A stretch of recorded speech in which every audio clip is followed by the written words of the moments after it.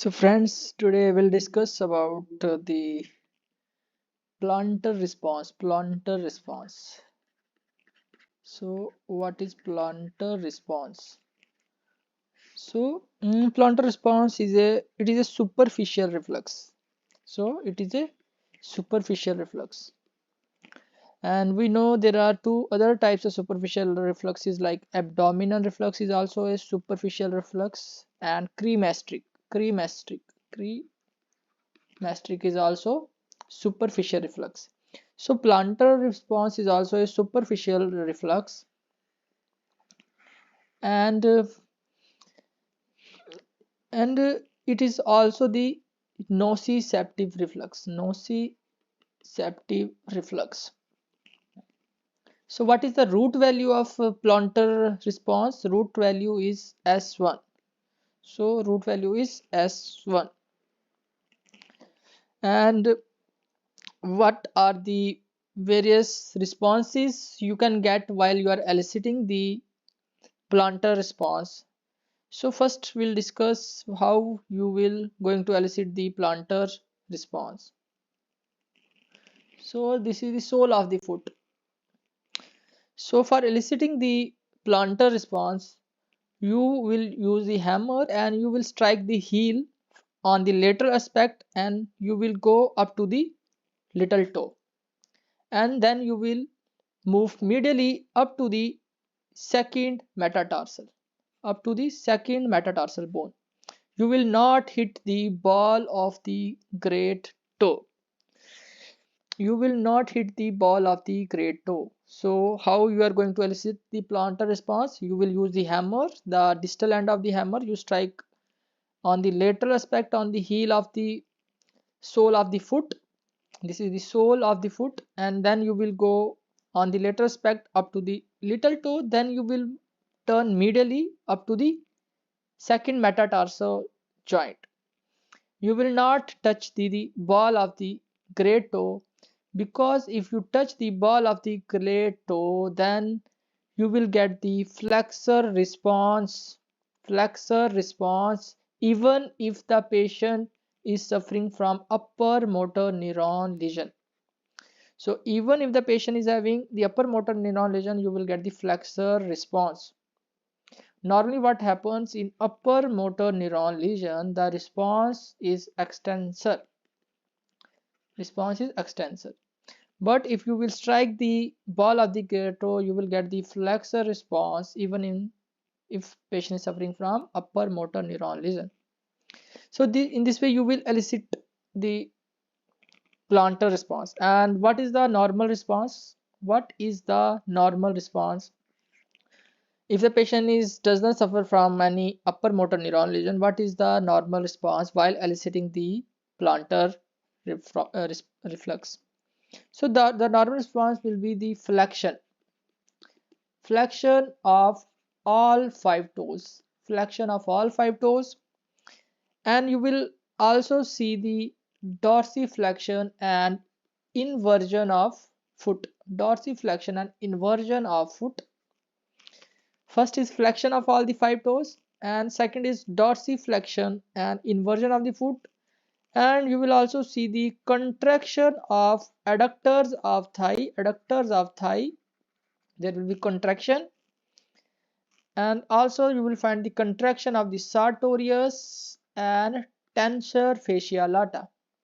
So these three components form the normal plantar response. So we'll see what is the normal plantar response. There will be flexion of all the five toes. There will be dorsiflexion and inversion of the foot. Dorsiflexion and inversion of the foot. And then there will be contraction of the adductors of the thigh, sartorius muscle, and tensor fascia lata. So this is the normal response. So what are the other responses you will get? What are the various types of responses? Various response you can get while eliciting the plantar response. You can either get the normal response, that is the flexor. Then you can also get the extensor, which is upper motor neuron type extensor. Then you will can get the no response, or you can get the equivocal response, and you can get the withdrawal response. So there are 5 types: flexor, extensor, no response, equivocal response, and withdrawal response. Okay. Then sometimes questions can be asked that what are the afferents and efferents. So if you are getting the flexor response, then the afferent, that is the signal, is taken by your tibial nerve. That is the afferent is tibial nerve, and the efferent, that is the response, is brought by the tibial nerve. It is same in, if the response is flexor, then the response is taken by tibial nerve and the action is mediated through tibial nerve if the response is flexor. Now if the response you are getting is extensor, if we are getting the extensor response, then the signal is again taken by tibial nerve, but the response is mediated through, that is your efferent is mediated through peroneal nerve. So this is the difference. In abnormal, that is the extensor response, the response is brought by the peroneal nerve. So this is an important question. Then examiner sometimes can ask, what is crossed extensor response? What is crossed extensor response? So crossed extensor response is nothing but if you are stimulating the one sole, that is the unilateral stimulation will produce the bilateral extensor response. So you are stimulating the one sole, and you are getting the response in both the soles. So both the soles are extensor response if we are stimulating only one sole. So this is the crossed extensor response, and it is seen whenever there is bilateral cerebral disease or spinal cord disease. For example, in severe spastic paraplegia, you will get the crossed extensor response. So this is the condition where you will get the crossed extensor response. Severe spastic paraplegia.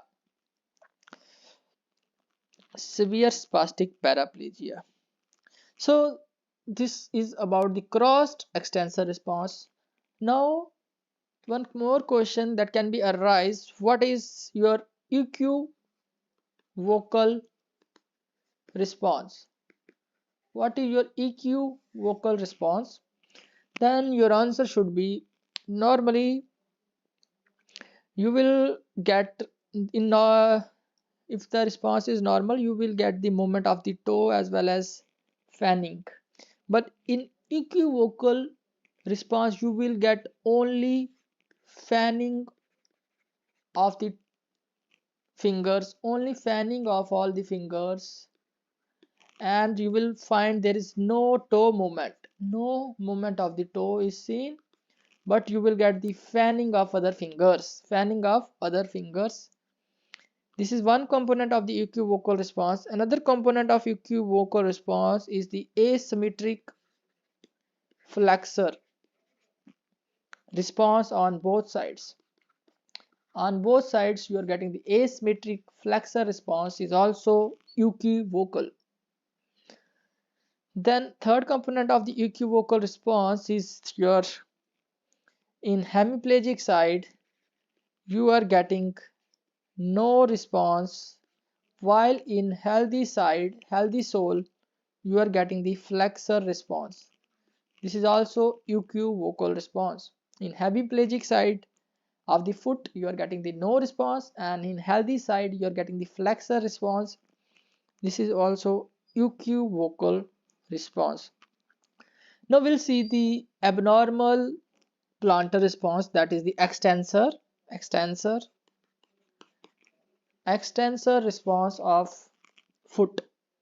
Extensor plantar, this is always indicates the upper motor neuron, the lesion is there, problem is there, that is the extensor response. And what happens in extensor response, we'll see what are the components. You will find there will be extension of great toe, there will be extension of great toe, and you will find the fanning and extension of other four toes. So the extensor response is the extension of the great toe, and fanning and extension of the other or the outer four toes. You will also get the dorsiflexion of ankle and flexion of knee hip, and contraction of tensor fascia lata. So this is abnormal response. This is very important. I will like to repeat again. What is the abnormal response? There will be extension of the great toe. Very important, extension.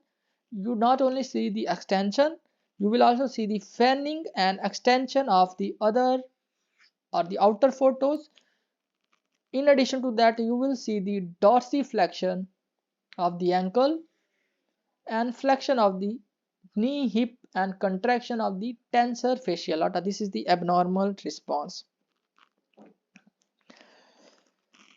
Then what are the condition in which you will find the pseudo babinski sign? Babinski sign is plantar response.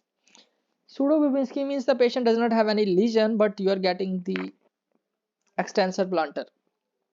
And you will see in conditions like chorea, you will get pseudo babinski in chorea and in plantar hyperesthesia. Plantar hyperesthesia. In chorea and plantar hyperesthesia, you will get the pseudo babinski sign. Chorea and plantar hyperesthesia.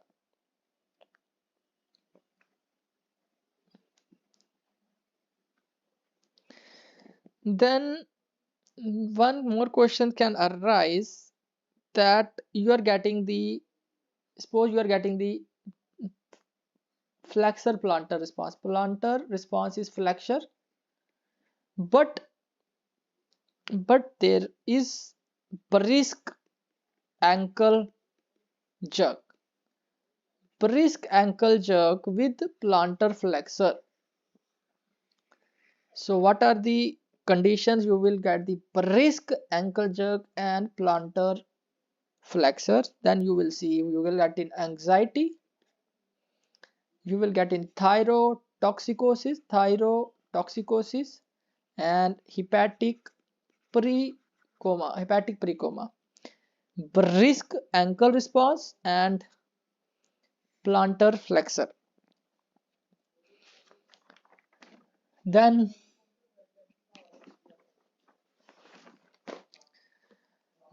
examiner, sometimes the question can be asked like, what is rosolimosine? What is rosolimosine? Rosolimosine, what you will do in it, it is basically the homologue of, it is a homologue of Hoffman sign of upper limb. So basically it is a homologue of Hoffman sign of upper limb. So how you are going to do it? You will just tap in rosolimosine, you will just tap on the With the hammer you can tap on the ball of the great toe. You will tap on the ball of the great toe and you will see all the 5 toes of the foot. All 5 toes shows plantar flexion. Plantar flexion. So you will tap on the, so suppose this is the foot, you will tap on the ball of the great toe. Here you will tap and you will see the flexion of all the 5 toes. This is the Rosso-Limo sign and it indicates the pyramidal tract lesion. It indicates the pyramidal tract lesion. Then another questions can be asked, that you are getting the plantar extensor plantar with absent ankle jerk. This is very important question, that extensor plantar with absent ankle jerk, what are the conditions? So you should be knowing that conditions like subacute combined degeneration, then tabes dorsalis and Friedrich's ataxia.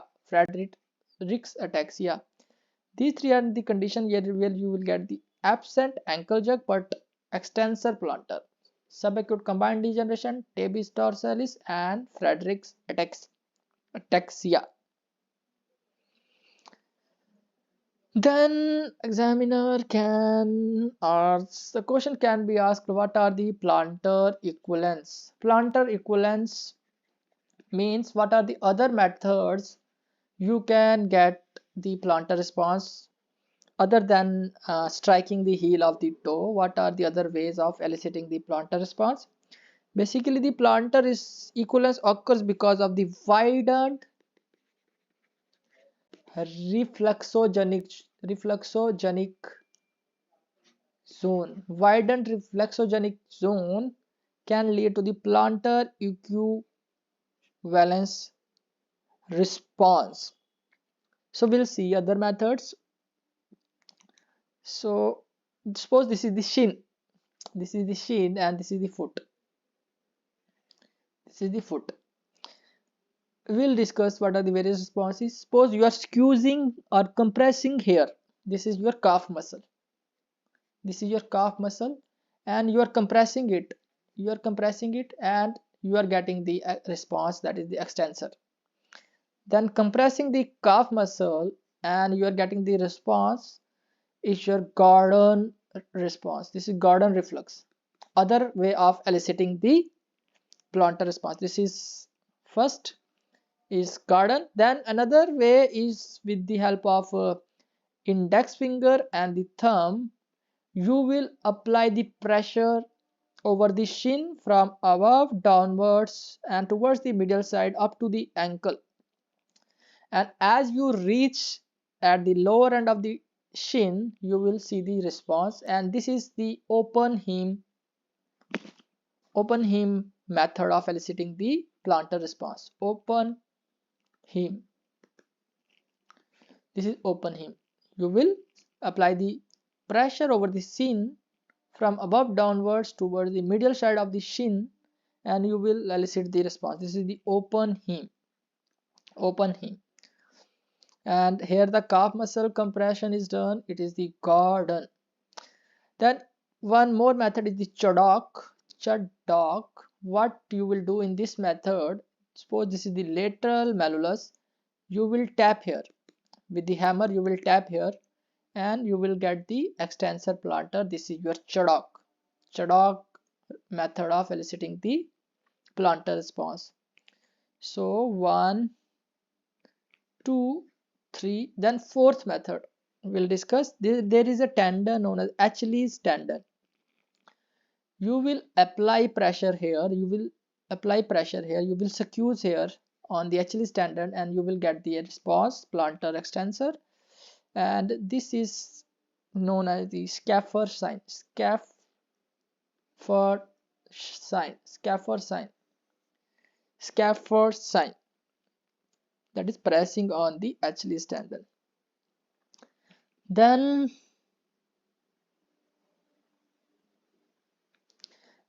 sometimes the questions can be asked, what is Brizard reflux? What is Brizard's reflux? What is Brizard's reflux?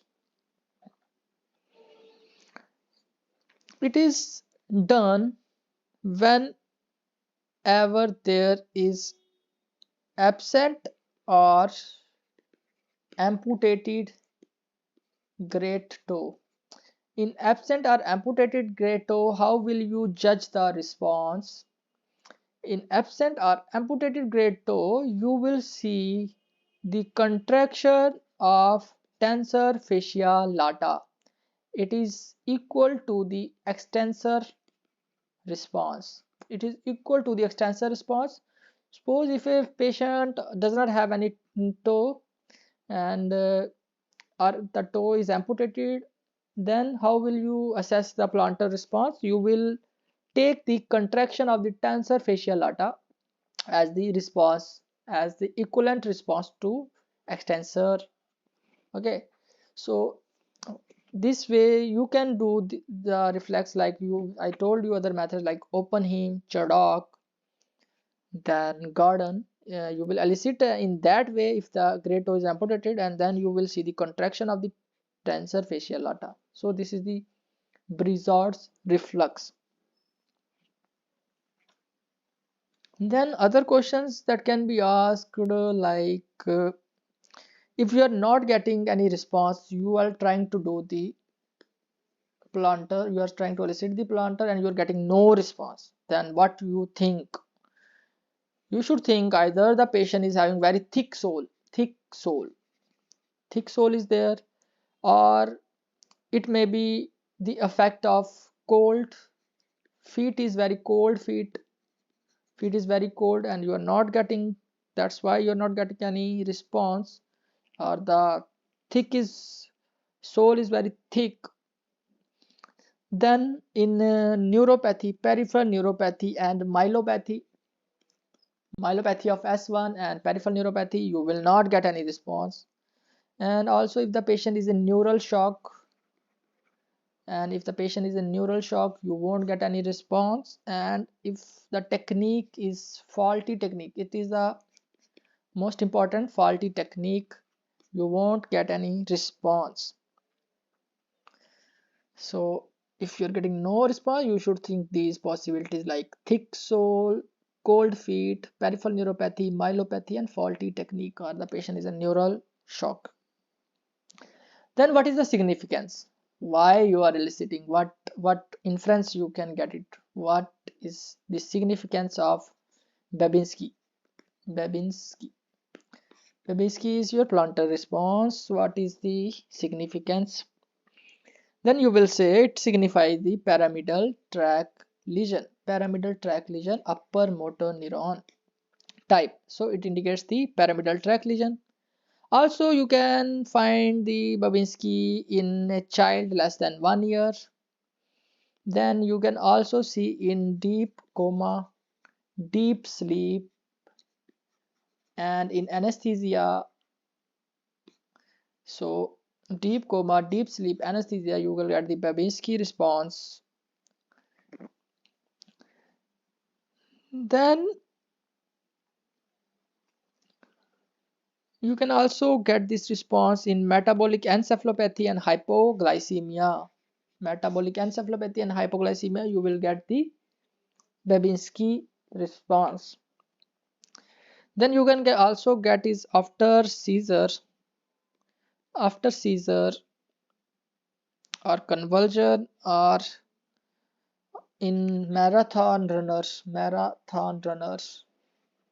you will get this response. And it in after seizure or convulsion you are getting the plantar extensor. It is because of the exhaustion of pyramidal tract. Exhaustion of pyramidal tract occurs after seizure. After in marathon runner you will get the plantar extensor.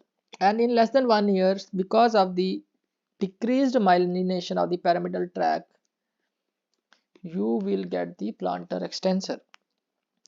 So this was the significance of your Babinski sign.